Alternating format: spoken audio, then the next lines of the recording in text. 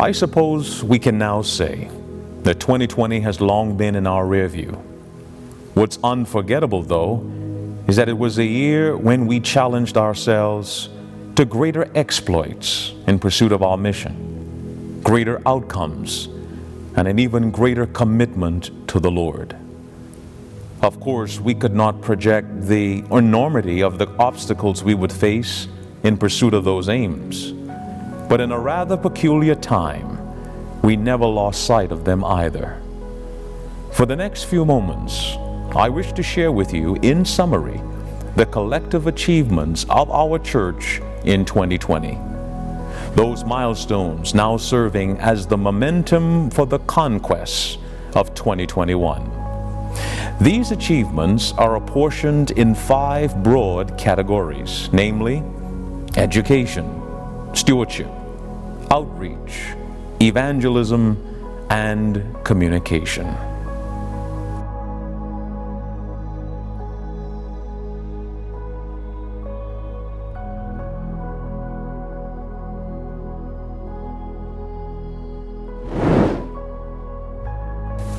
Perhaps the most disruptive part of the pandemic was its impact on the daily instruction of our children. Parents were introduced to a new division of activity, having to monitor their children's virtual learning with their own responsibilities. Here at Linden, our daycare and K-8 school were resilient in ensuring that our students did not fall behind on their scholastic milestones. In fact, against all odds, in September of last year, both institutions opened their doors again for in-person learning. To date, the Linden School maintains an enrollment of 160 students, while Linden's daycare maintains an enrollment of 93 students. Yet even more remarkable is that since the reopening of our campus, the transmission rate remains 0. While we've had a few close encounters, credit should be given to the strict protocols and structural changes that allowed our students to learn in a safe and healthy environment. Commendations are extended to our school principal, Dr. Lorraine Usher, as well as our daycare director, Miss Pauline Brown, for their extraordinary commitment to duty and a labor of love on behalf of the darlings of Linden. I say thank you for the example that with God, nothing is impossible. We are taught that everything subject to our senses belongs to God. Psalm 24 verse 1 states, "The earth is the Lord's, and everything in it, the world, and all who live in it." That means everything about us has been entrusted by God, including our abilities and how we spend our time. Yet for 2020, the sole metric of our collective stewardship was the faithful return of our tithe and combined offerings. And I'm happy to report that at the close of the fiscal period, the Linden Church would have collected $1.2 million in tithe and nearly $500,000 in combined offerings. When compared with the remittances of the previous year, this would represent a net loss of 6%. Now, some may be inclined to believe that this is really no reason to be happy or grateful. However, I would counter that given the peculiarities of managing 5 remote collection points, to account for 94% of 2019's intake was no easy feat by any measure. This was possible for really 2 reasons. Firstly, you. Our worshipers consistently responded to God's call of faithfulness and sacrificially gave, notwithstanding depressive economic conditions. The second reason is that I dare say we have the most untiring team of deacons unmatched anywhere in the Northeast. For 8 consecutive months, they made themselves available to our constituents who preferred to return their tithes and offerings in person. And they did so without complaint, oftentimes braving the elements. They really are to be saluted. Special thanks are also to be conveyed to our devoted treasury team, who oversaw our receipting and reporting process, ensuring that our conference remittances were on time. Thank you, thank you, thank you for your stewardship. The elimination and in some cases the restriction of in-person encounters pose reasonable difficulty for the efforts of outreach. But thankfully, our weekly food pantry distribution did not abate. In a period of increasing job loss and as families found it harder to access necessary food supplies, as many as 400 people per month graced our doorsteps, never to be turned away empty-handed. Initially, we weren't exactly sure how we would keep pace with the demand in our community. Yet because of the ingenuity of our community services leader, Dr. Shirley Miller, and our conference liaison, Dr. Mario Augustov, our pantry shelves remain fully stocked and our volunteer quotas remain fully staffed.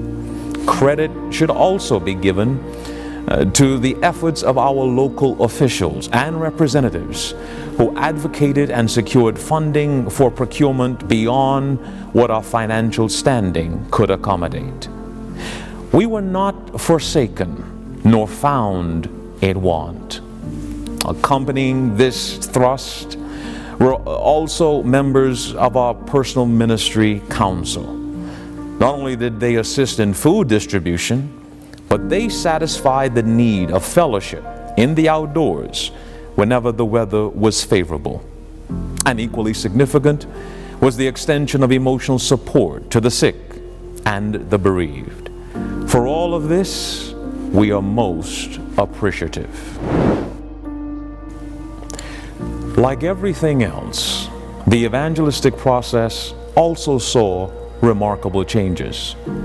In the absence of Bible studies held on church grounds and the suspension of in-person worship, interests were directed to access virtual alternatives for ongoing spiritual development, some of whom decided to give their lives completely to the Lord and be enjoined with His remnant church.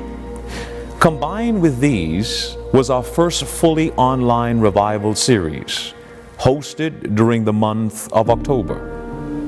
Partnered with the English-speaking churches of our conference in Queens and Long Island, the gospel had reached surpassing the seating capacity of our facility, with thousands connecting to experience hope and healing through word and testimony. For me, it was an honor to stand in the gap and proclaim the unchangeable truth vested in the love of Jesus, affirming that not even the gates of hell can prevail against the Lord's church. Consequential to this collaboration, it is gratifying to acknowledge the 56 baptisms transpiring at several remote locations. Of course, in equal measure, this could not be possible without the support of our Queens and Long Island pastors, our program participants, media team, or the financial appropriation made by the Northeastern Conference. Not even COVID-19 can obscure or muzzle the sound of God's gospel trumpet, and even now, His truth marches on. Recently, I found myself musing about what church life would have been like had the constraints of our current circumstance come at an earlier time, a time without the advancements of online engagement. I wondered how we might have sustained ministry in that context. And then very quickly I acknowledged that all that happens in our world comes under the purview of God's omniscience. Essentially, God's sustaining grace precedes us long before we're conscious of our need of it. It's indisputable that our communication ministry played a pivotal role in 2020. The truth is, it quickly morphed into the foundation and the engine to all that we achieve, and rightly so. Whether it was the convening of Sabbath school, Friday night prayer, early morning service, Pathfinders, or our weekly worship. Without our limited media capabilities, we could not engage meaningfully in the virtual space. And by the same token, we even saw the introduction of 3 new programs. A word from our pastor, hope and healing, and hope in 60 seconds. But I must tell you that media capability means very little without the consistent energies of skilled personnel. And while there's gratitude reserved for a robust cohort of volunteers, we are indebted to the immeasurable contributions of Brother Donovan Burgess and Sister Juliet Ellis, who coalesced the best communication strategy our resources could muster, oftentimes at risk to themselves and their families. Even now, the burdens of future programming rest squarely on their shoulders, already worn out by the tensions that come with the job. I say thank you to them for their resolve to expend everything they had to make our ministries accessible to so many. And although 1,000 thank yous would not suffice, for those watching at home, I'm sure you would say so too. My beloved brothers and sisters, I shared the aforementioned with you not to convey that all is perfect at Linden, but mostly to highlight the good made possible, despite our shortcomings and setbacks. To be honest, 2020 came with its own share of downsides. Members fell ill, some were hospitalized, and too many transitioned from labor to rest. And it became increasingly difficult to sustain organic connections within our flock. But I'm optimistic about what the future holds. I'm hopeful that with an army of volunteers and an unrelenting resolve, our gains will soon be much greater than our losses. Because no matter where we are today on the spectrum of progress, our destiny has already been decided. In Christ, believe this, we shall overcome. Maranatha.